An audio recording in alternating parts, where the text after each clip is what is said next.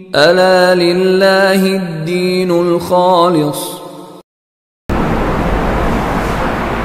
ایک دن حسن نے کھجور اٹھائی اور رسول خدا صلی اللہ علیہ وسلم کے سامنے لگے کھانے، وہ کھجور صدقے کے ڈھیر پر تھی، کھجور حضور نے پکڑ لی اور منہ میں انگلی ڈال دی اور لعاب بھی باہر نکال دیا۔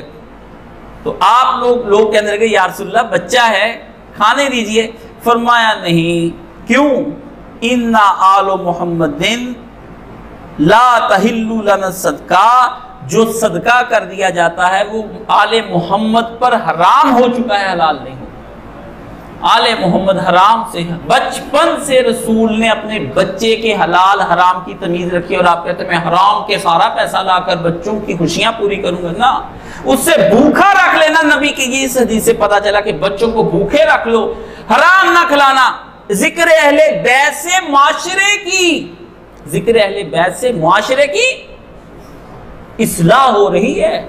جو کام آپ حرام کے کر رہے ہیں جس سے معاشرہ برباد ہے، اتنا سا ذکر اہل بیت کے پیچھے چلو، بچ نہ جاؤ۔ ساری خوشیاں بیٹے کی گلے تم نے لا کے رکھنی، کہاں سے رکھنی؟ کون ہے میں اتنا کما لوں، میں اتنا بنا دوں؟ رسول نے تو بنایا نہیں۔ نبی تو کھجور بھی نکال دی باہر کی، نہیں بھائی ہم نہیں کھائیں گے۔